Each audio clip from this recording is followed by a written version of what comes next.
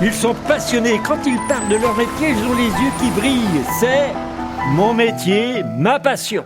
Alors bonjour, c'est Xavier pour mon métier, ma passion. Je suis toujours avec Émilie et là on marche dans l'air parce qu'on va faire un petit peu le tour de sa propriété. Elle fait des fleurs et puis on va commencer par, je crois que c'est la pépinière qui est juste en face de nous. Oui, c'est ça, oui. Raconte-nous un petit peu la pépinière. Tu commences le travail de la pépinière quand? Alors moi, la pépinière, je démarre de la graine et mes premiers semis, je les démarre au mois de février. Et donc après, tous les mois, enfin à peu près toutes les 3 semaines, je vais enchaîner des séries de semis pour pouvoir avoir une production sur à peu près toute l'année. Parce que si je fais mes semis en une seule fois, mes fleurs elles vont arriver tout en même temps. Voilà, donc les premiers semis, c'est fin février. Alors, tu sèmes quoi, par exemple? Parce que j'imagine que, par exemple, les tulipes, on sème pas, on plante le bulbe. Oui. Là, tu sèmes quoi? Alors là, ça va être plutôt, on va dire, on appelle ça des annuelles rustiques. Donc, c'est des fleurs qui vont quand même tolérer un petit peu le froid. Et quand elles vont germer, parce que c'est sous tunnel, mais il fait quand même frais le soir. Donc, elles supportent plutôt bien le froid. Voilà. Donc, on appelle ça des annuelles rustiques. Donc, ça va être, par exemple, la nigelle. La nigelle, elle aime que ce soit pas trop chaud. Vous avez aussi le muflier. Le muflier, mine de rien aussi. Ah, muflier, je crois que tout le monde connaît un petit peu la nigelle. Moi, je sais même pas ce que c'est. Ouais, la nigelle, en fait, c'est une toute petite fleur, des pétales assez délicats. Et on l'utilise aussi pas mal Alors, il y a la variété officinale qui est utilisée aussi, les petites graines pour la cuisine. Et donc, à la fois en fleurs fraîches et en fleurs séchées, en fait, quand elles montent en graines, ça fait des toutes petites capsules. Voilà.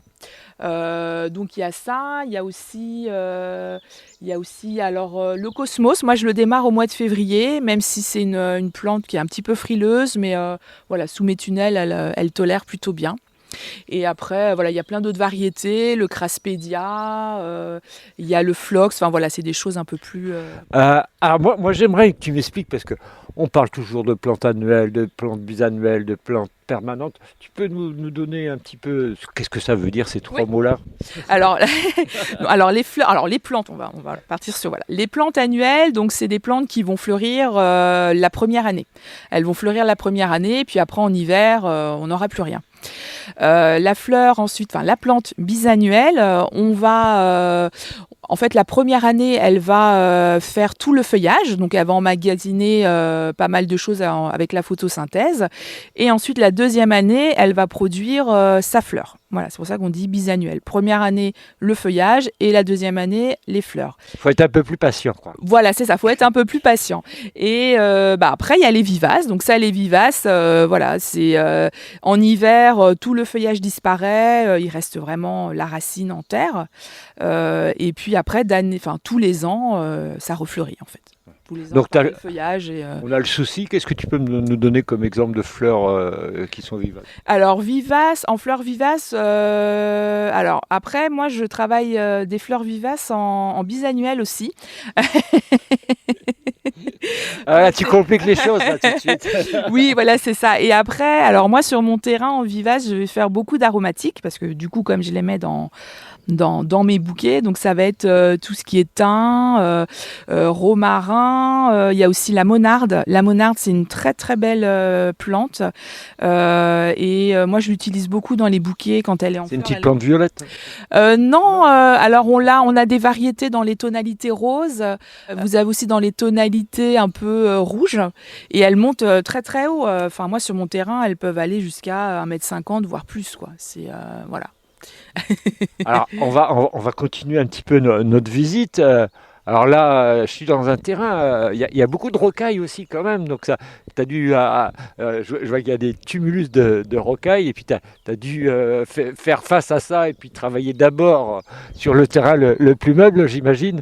Oui, c'est ça. En fait, quand on a, avant de démarrer, qu'on fasse du maraîchage, des plantes aromatiques ou autres, Ce qui est important, c'est de, voilà, sur une année, peut-être de visualiser un peu comment son terrain se comporte, l'orientation, voilà, s'il y a pas mal de vent. Et donc là, en l'occurrence, moi, j'ai pas mal d'affleurements rocheux. Donc voilà, il a fallu que je détermine mes planches de culture en fait autour de cette zone-là. Voilà. Et après, voilà, on y va, on plante. Mais ce petit côté-là avec la roche, je trouve que c'est assez sympa. Ça donne une âme. Hein. Ça donne une âme et c'est assez typique là dans ce coin-là là, de Dingé. Donc non, c'est chouette. Alors on va continuer un peu. Alors moi je suis en face de 3 serres. Il y en a une qui est pas en naissance, c'est les fleurs et les plantes qui sont en naissance. Il y en a une autre qui est prête à être récoltée. Puis une troisième, je me rappelle plus. On va aller les voir ces 3 serres là. On va commencer par celle qui est en naissance. Si tu veux, tu vas nous dire qu'est-ce que tu as planté et comment tu vas travailler ça. Alors là, sur le premier tunnel là en bas, donc en fait en hiver, je n'avais pas cultivé. J'avais mis un engrais vert, un couvert végétal, donc ce qui va apporter pas mal de choses pour le sol. Alors peut-être expliquer ce que c'est qu'un engrais vert parce qu'il y a le mot engrais dedans. Oui. Voilà. Alors engrais vert, en fait, ce sont des végétaux qu'on va semer pour apporter un couvert végétal. Donc déjà, ça peut effectivement, au lieu de laisser la terre à nu, on vient mettre des végétaux, des végétaux. Et ensuite, selon ce qu'on va semer, donc ces engrais verts, ils vont apporter de la matière, de l'azote, plein de choses au sol, ce qui va permettre après, nous, quand on vient cultiver, on aura déjà un sol avec pas mal de choses. Qui se sera enrichi grâce à la plante sans mettre d'intrants.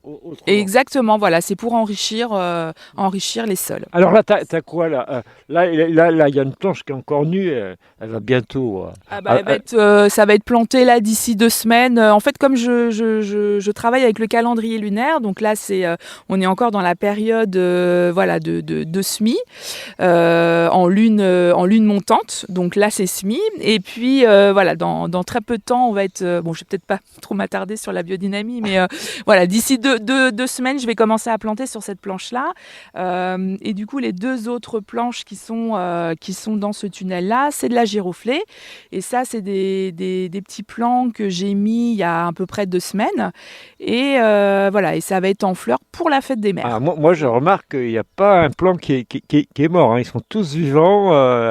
C'est super. Voilà, t'as tout réussi là. En fin d'année, quand on fait la planification, on se dit sur une planche de culture, j'ai tant de surface, je peux mettre tant de plants. C'est des calculs à faire. On se dit il me faut tant de plants, il faut que je fasse tant de semis pour pouvoir optimiser en fait ma planche de culture. Je me pose une question parce que moi je fais un peu de jardin, mais j'ai des gros problèmes avec les loches, etc., les escargots. Est-ce que tu as ce type de problématique?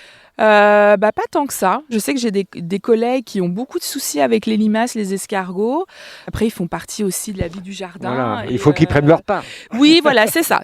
Après, faut l'accepter. Voilà, c'est ça exactement. Et puis, moi, j'ai une haie bocagère tout autour. Il y a pas mal d'oiseaux, de crapauds, tout ça. Donc, il y a tout un ensemble ici qui fait que j'ai pas tant que ça de soucis. Alors peut-être un petit peu les rongeurs, les campagnols qui aiment bien les bulbes. Voilà, donc c'est plus ça qui est un petit peu... Il mange un petit peu de tes tulipes là. Voilà, c'est ça, exactement. Voilà, il grignote un petit peu les bulbes, mais après, ça